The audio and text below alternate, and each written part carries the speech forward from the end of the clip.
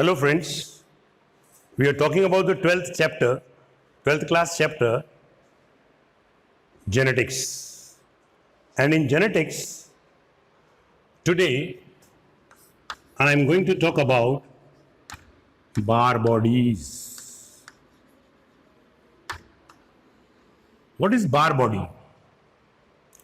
Actually, it is a modification of the chromosome which is lying just close to the nucleus. It appears like a drumstick.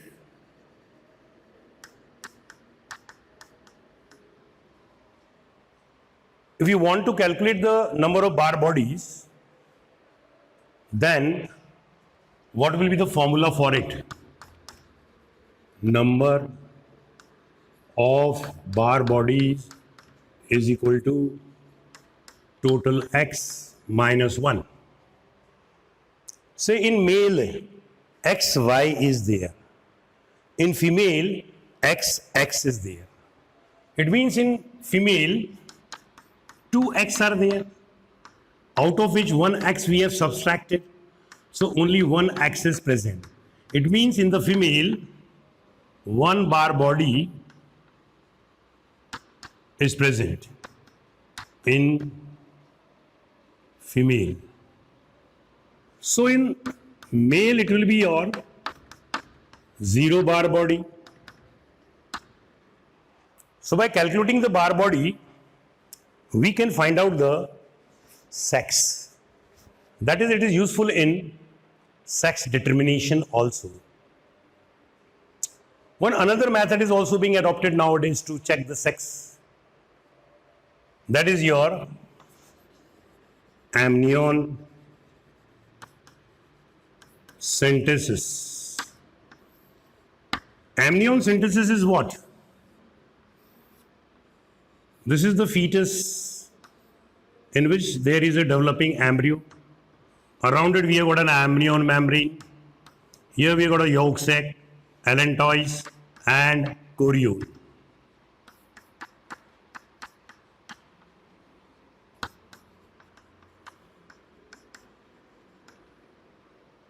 This is your amnion.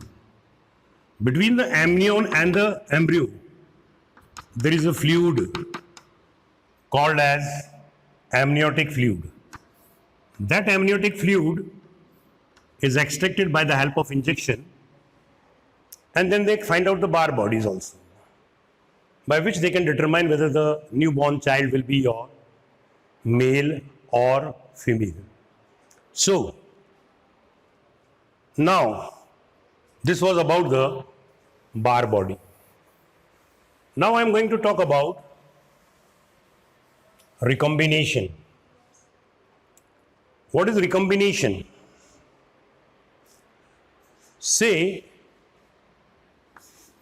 recombination. A and B, two parents are there, and they have got the generation C after crossing. So it has got the character of both. This will be called as recombinant. इसे हम लोग पुनर्योजक कहेंगे.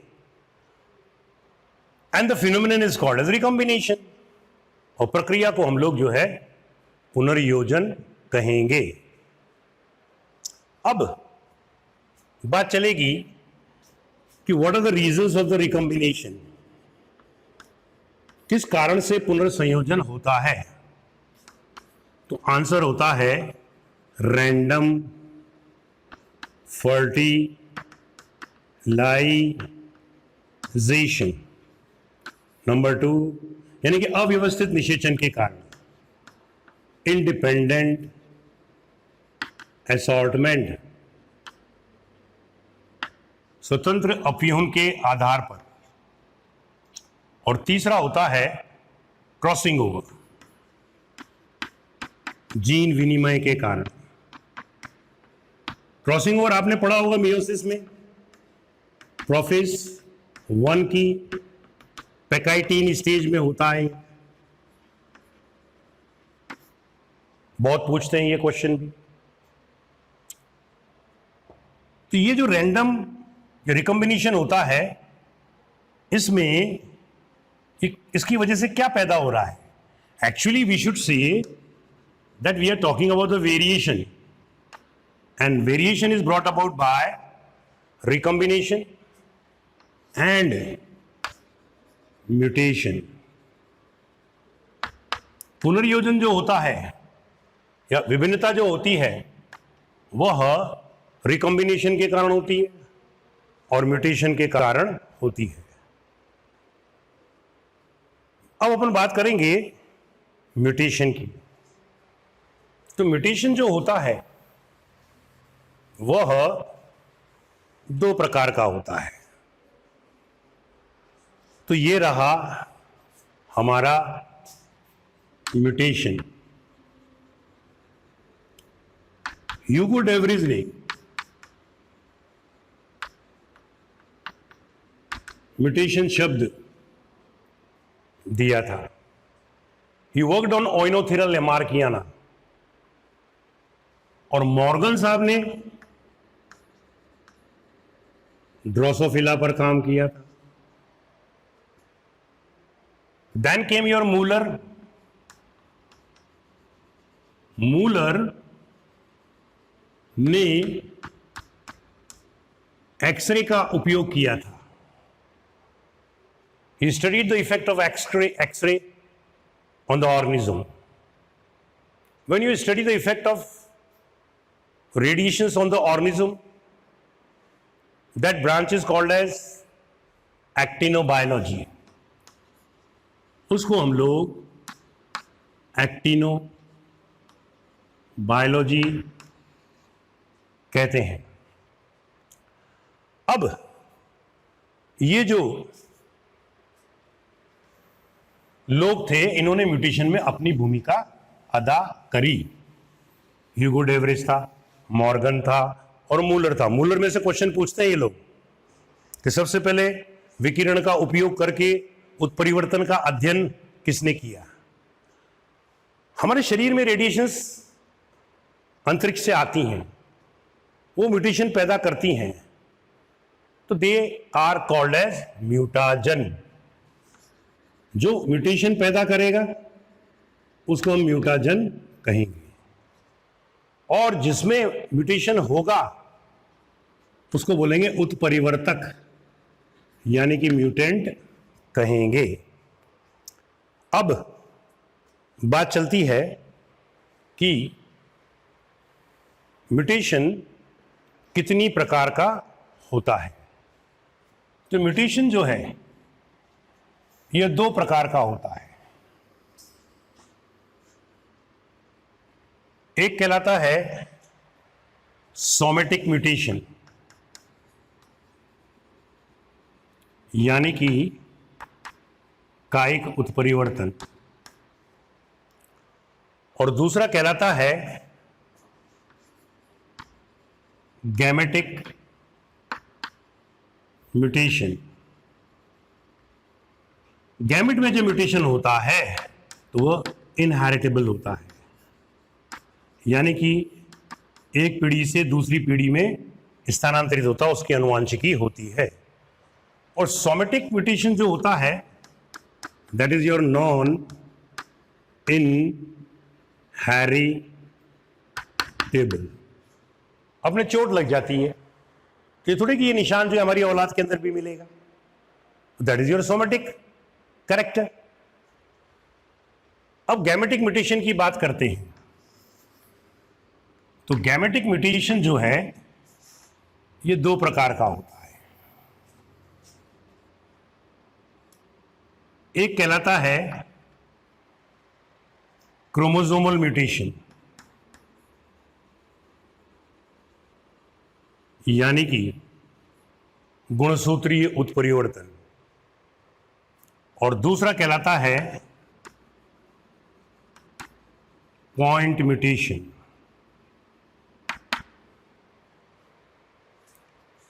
Chromosomal mutation ये जो होता है ये दो प्रकार का, दो कारणों से होता है। Due to change in chromosomal structure. Chromosome की संरचना में परिवर्तन होता है। उसमें पहला प्रकार जो होता है दैट इज योर डेलीशन। ये आपका क्रोमोसोम है, खंडन बोलते हैं इसको। इसमें ABCD 4 जीन हैं। कोई म्यूटेशन आया उत्परिवर्तक और यहां से उसने उसको काट दिया, तो अब इसमें 3 जीन ही बचे। 3 जीन बचे तो 3 ही कैरेक्टर रह गए, पहले 4 थे।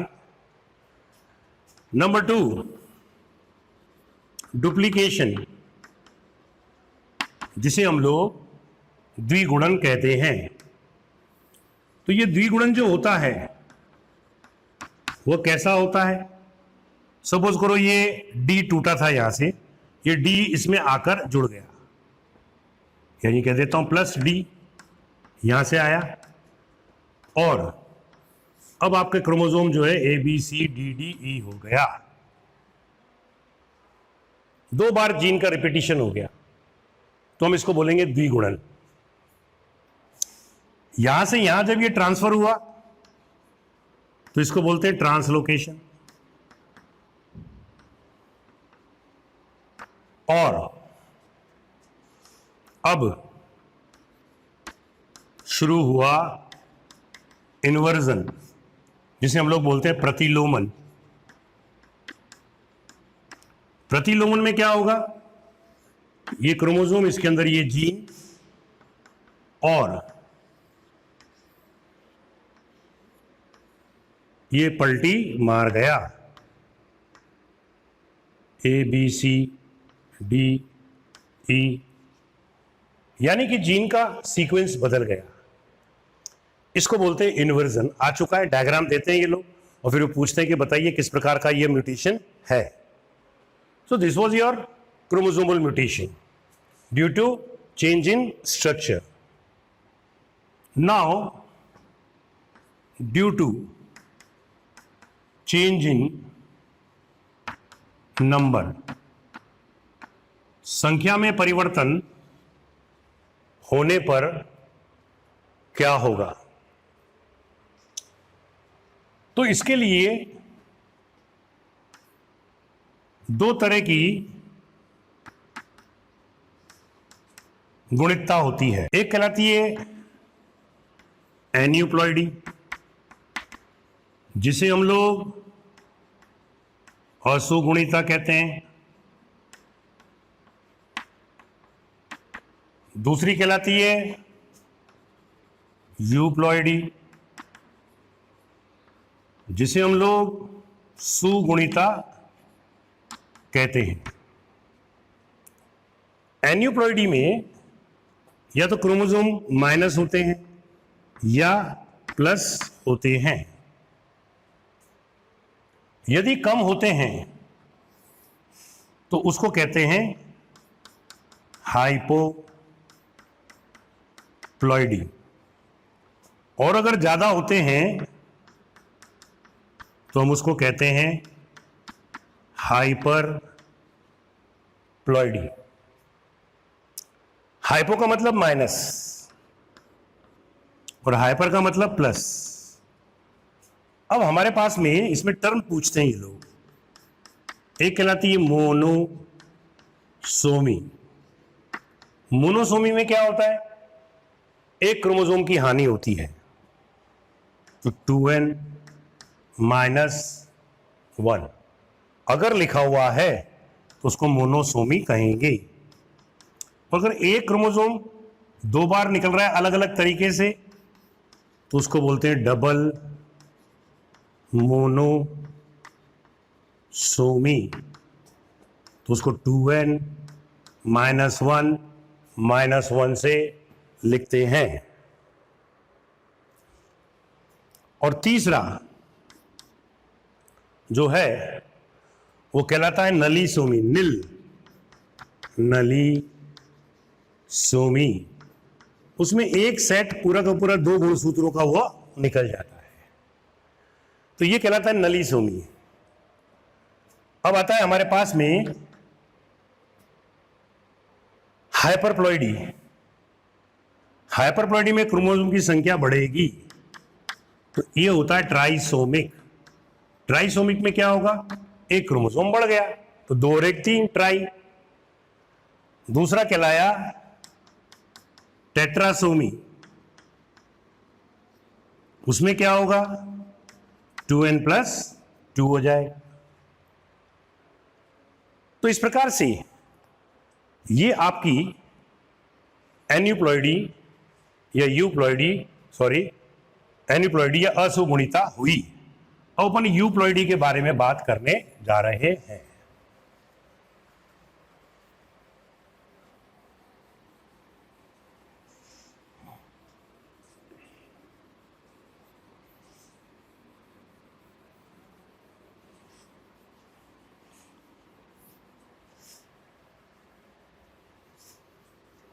यूप्लॉइडी क्या होती है, असुगुणिता क्या होती है, वो अपन अलग से बात करते हैं। So this is your euploidy. इसमें गुणसूत्रों का गुणन होता है, मल्टीप्लिकेशन होता है, जैसे कि n, 2n, 3n, 4n, 5n, 6n, 7 ऐसे भी होता है। और 2 अलग अलग जातियों को क्रॉस करने पर कोलचिसिन डालकर भी होता है। तो ये 2 प्रकार का हुआ, ऑटो पॉलीप्लॉइडी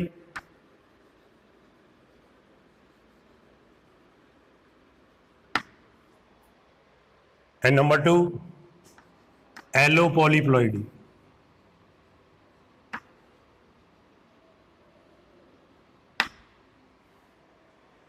ऑटो पॉलीप्लॉइडी में क्या होगा, जो बेसिक सेट ऑफ क्रोमोसोम होता है उसका मल्टीप्लिकेशन होता है। अब बेसिक सेट क्या होता है, हम लोगों में 2n बराबर 46 है, तो n बराबर कितने हुए 23। तो ये n बराबर की जो क्रोमोसोम होती है वो बेसिक सेट कहलाती है। इसके अंदर n हो गया, 2n हो गया, 3n हो गया, 4n हो गया। ये चाय की पत्ती के अंदर ऑटो ट्रिप्लॉइडी देखने को मिलती है, या यूं कह दो साइनो डैक्टिलॉन में ऑटो ट्रिप्लॉइडी देखने को मिलती है। अगर उसके अंदर 2n बराबर 8 है तो n बराबर कितने हुए 4, ये बेसिक सेट हो गया। अब इसको 3 से मल्टीप्लाई कर दो तो ये आपका कह जाएगा 4 3 12। ये आपकी ऑटो ट्रिप्लॉइडी को शो करता है। अब आता है हमारे पास कि एलो पॉलीप्लॉइडी। एलो पॉलीप्लॉइडी को अगर अपन देखें तो इसमें क्या होता है, जैसे ए और बी स्पीशीज को क्रॉस किया तो अपने को सी मिली, सी आपकी F1 हो गई। इस F1 में कोलचिसिन डालते हैं, कोलचिसिन डालने पर क्रोमोसोम की संख्या दुगनी तिगनी हो जाती है और एक नई स्पीशीज हमको जो है प्राप्त होती है। So that is your D. तो ये ऑटो पॉलीप्लॉइड हो गया। इसका एग्जाम्पल मैं आपको देता हूं। इसका एग्जाम्पल है जैसे रेफिनस सटाइवस को मल्टीप्लाई करो ब्रेसिका ओलोरेशिया से। इसके अंदर 2n बराबर मूली और गोभी 2n बराबर 18 है और इसमें भी 2n बराबर 18 है। मियोसिस हुआ क्रॉस के समय तो n बराबर क्या हो गया 9 और इधर भी क्या हो गया n बराबर 9। फर्टिलाइजेशन हुआ तो 2n बराबर क्या हो गया 18। अब आपने क्या डाला इसके अंदर कोलचिसिन। कोलचिसिन डालने पर ये दुगने हो गए तो 2n बराबर कितना हो गया ये 36। तो बेसिक सेट कितना है 9, 9 4 46, तो ये 4 गुना हो गया। इसको बोलेंगे एलो टेट्राप्लॉइड। क्या बोलेंगे इसको? एलो टेट्राप्लॉइड कहेंगे। अब इसका नाम क्या हुआ? इन दोनों को मिला दो, तो दिस इज योर रेफेनो ब्रेसिका। ये वाला उत्पाद सबसे पहले जीडी कार्पीचेंको ने बनाया था, बाय जीडी कार्पीचेंको। डन। एक और है, उसका एग्जाम्पल है जैसे ट्रिटिकम, इसको क्रॉस किया सीकेल सीरियल से, तो उत्पाद जो मिलता है वो F1 में के अंदर कोल्चिसिन डालने पर वो मिला तुमको ट्रिटिकेल। ये हेक्साप्लॉइड होता है। और पूछा गया एक बार नहीं अनेक बार क्वेश्चन कि प्रथम मानव निर्मित अनाज कौन सा होता है? First man made serial is triticale. So this is your first man-made cereal. तो ये हमारा पूरा हो गया यूप्लॉइडी। यूप्लॉइडी के बाद अब बच रहा है हमारे पास में पॉइंट म्यूटेशन। पॉइंट म्यूटेशन को हम लोग जीन म्यूटेशन भी कहते हैं। जीन म्यूटेशन जो है उसके अंदर जब चेंज हो जाता है जीन में तो करैक्टर बदल जाता है और हम कहते हैं कि म्यूटेशन हो गया। ये 3 प्रकार का होता है। Number 1 substitution.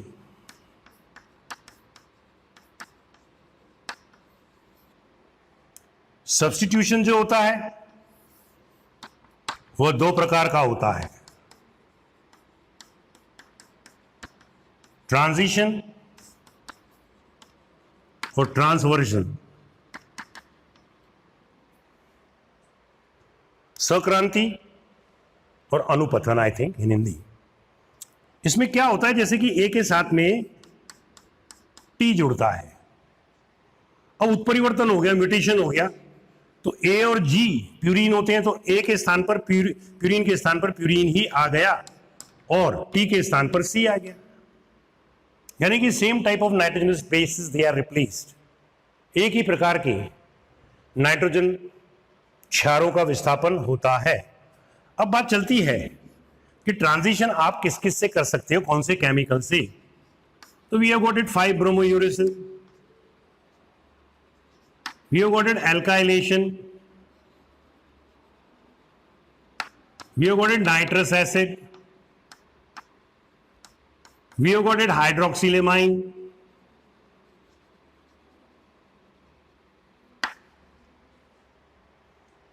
ट्रांसवर्शन पे आइए। ट्रांसवर्शन में क्या होगा कि असमान नाइट्रोजन क्षारों का प्रतिस्थापन होगा। जैसे कि ए डबल बॉन्ड टी ये जुड़ता है, अब ए की जगह पर आपका जी नहीं आएगा, इधर सी आ गया और इधर जो है आपका जी चला गया, ये दोनों अलग अलग हैं। इसमें एक और केमिकल होता है इथाइल मीथेन सल्फोनेट, और ट्रांसवर्शन जो होता है वो इथाइल इथेन सल्फोनेट से होता है। Okay, now we are going to talk about frame shift mutation, जिसको कि गिबरिश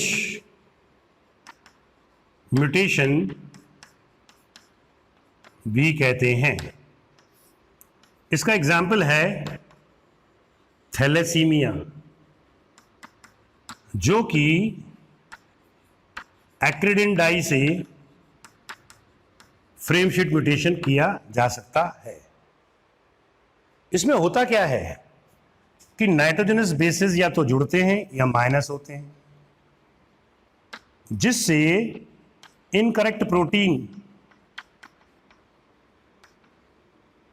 बनता है। Now we are going towards tautomerisation.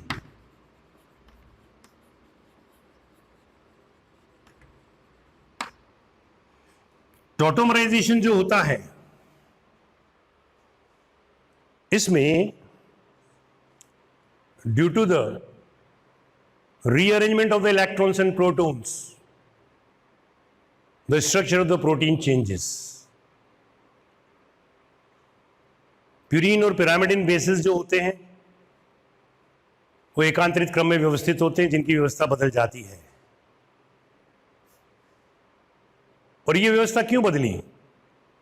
Due to rearrangement of the electrons and protons.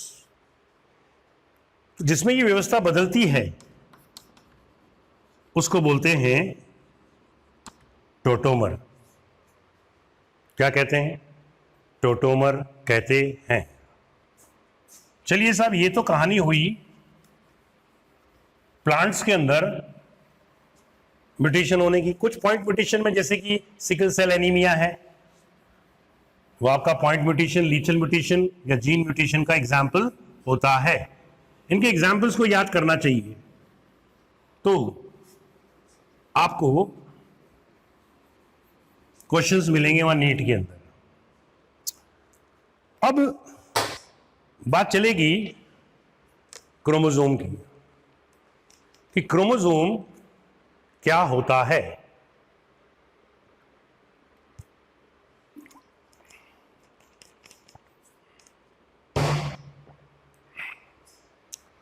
Chromosome के बारे में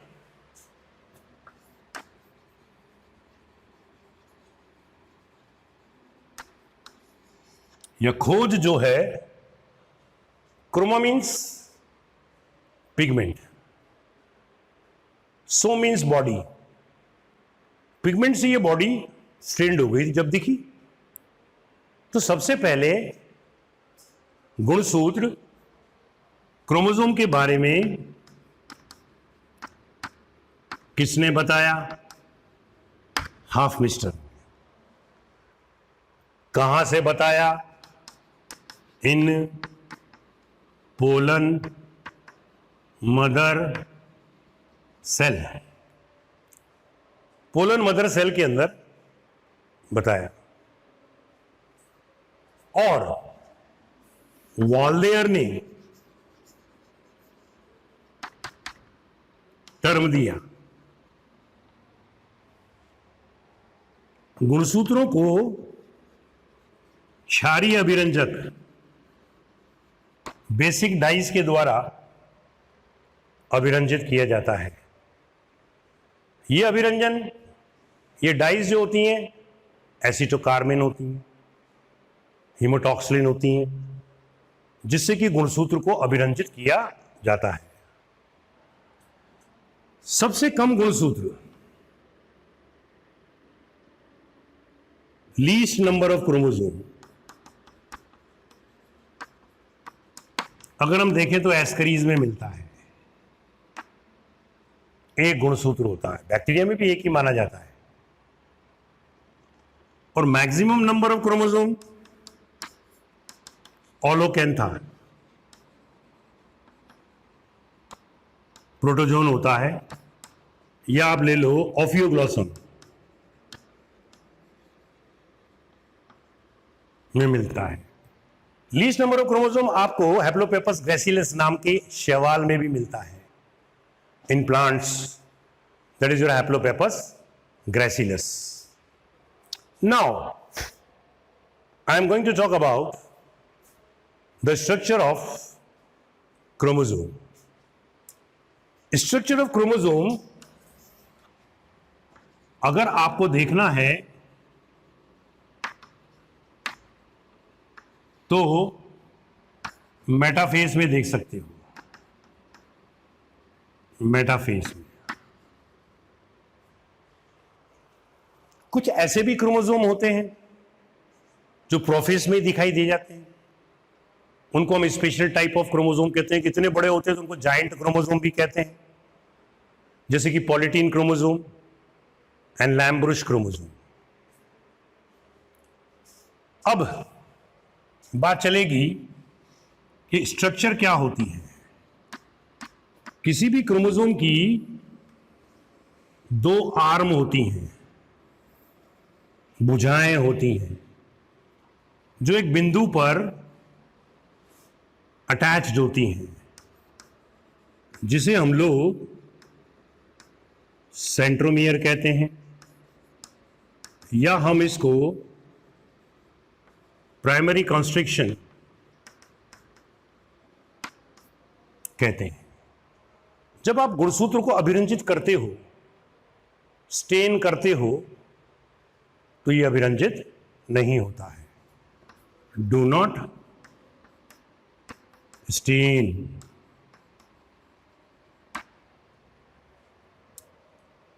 क्रोमोसोम के बाहर वाली जो परत होती है उसको पेलिकल कहते हैं। क्रोमोसोम के जो अंतिम सिरे होते हैं उनको टीलोमियर कहते हैं। क्रोमोसोम में दो क्रोमेटिड होते हैं, these are your two chromatid। जब दो क्रोमेटिड होते हैं तो उस डायड कंडीशन को, विक अवस्था को निरूपित करता है। प्रत्येक क्रोमेटिड जो होता है, it is made up of two hair like structure that we call it as chromonema, जिसे हम लोग क्रोमोनिमा कहते हैं। इसके अंदर भरा हुआ ये जो लिक्विड होता है, ये इसको हम लोग मैट्रिक्स कहते हैं। इस जगह पर एक अंगूठी के रूप में स्ट्रक्चर पाई जाती है, जिसे हम लोग न्यूक्लियोलस कहते हैं, केंद्रिका कहते हैं। यहां पर एक गड्ढा बन जाता है, जैसे अंगूठी पहनने पर बनता है। तो प्राइमरी कंस्ट्रिक्शन तो ये हो गया, इसको हम बोलते हैं सेकेंडरी कंस्ट्रिक्शन।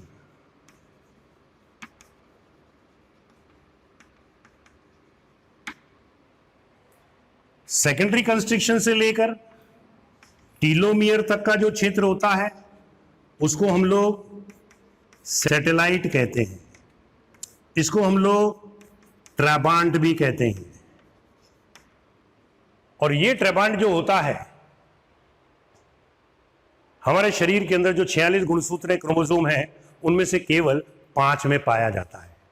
वो 5 कौन कौन से हैं? 13, 14, 15, 20 और 21। ऐसे क्रोमोसोम जिनमें सैटेलाइट पाया जाता है उसको हम लोग सैट क्रोमोसोम कहते हैं। SAT chromosome. अब सैट क्रोमोसोम क्या होता है? Sine acid thymo nucleo nucleo acid, ये इसका पूरा नाम होता है। तो ये रहे हमारा क्रोमोसोम की structure. Now on the basis of position of centromere, 4 types of chromosomes are there. Number 1 is called metacentric. Metacentric chromosome is V-shape. It has got 2 equal arms and the centromere lies over here. Then comes your submetacentric.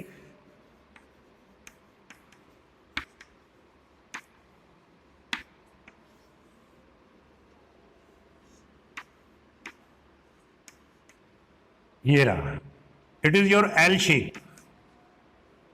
Then comes your acrocentric. That is your J shape. Like this. इसका arm ratio maximum होता है 4 number. बात चलेगी telocentric, बहुत पूछते हैं इसको भी। टीलोसेंट्रिक ये आपका आई शेप होता है, क्योंकि इसके अंदर सेंट्रोमियर जो होता है वो टॉप पर लोकेटेड होता है, और एक ही भुजा होती है, 1 armed chromosome. Now we have got special type of chromosome.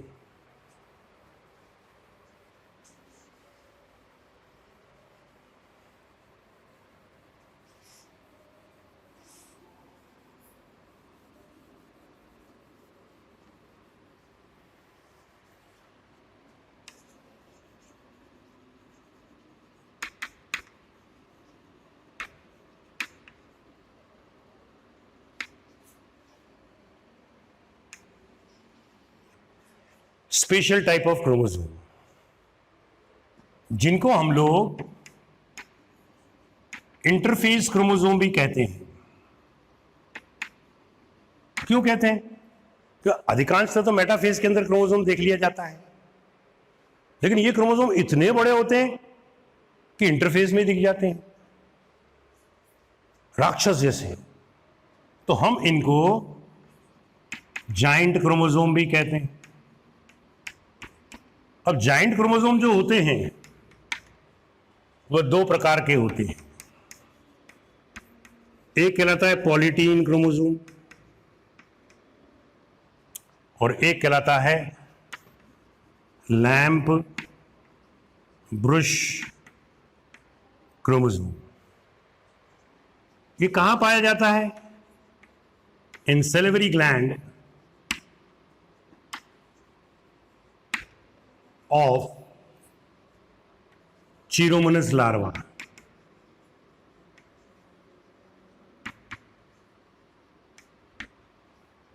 कैसी स्ट्रक्चर होती है?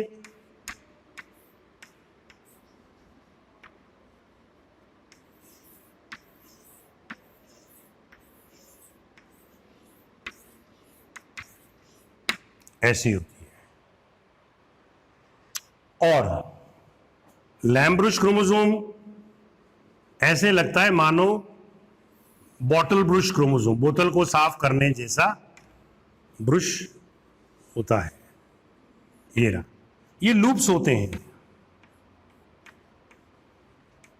ये भी लूप्स हैं जो mRNA बनाते हैं। लैम्ब्रुश क्रोमोसोम जो होता है वो amphibian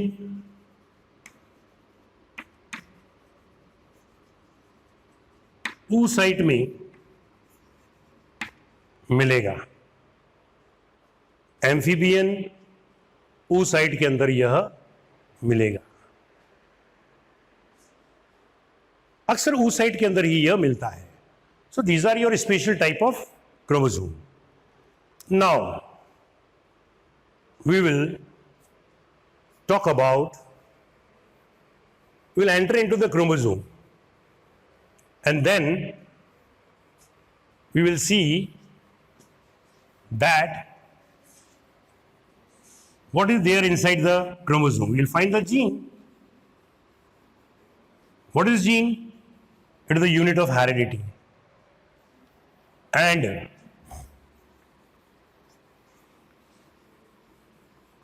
what is the role of the gene? How many types of genes are there? Or what are the different vocabulary about it? But before that, we will talk about the mutation in chromosome. Due to chromosomal mutation, what different types of diseases they occur? Down syndrome is there, Patten syndrome is there, Edwards syndrome is there, Klinefelter syndrome is there, super male is there, super female is there. That we will discuss in the next lecture. Okay, thank you.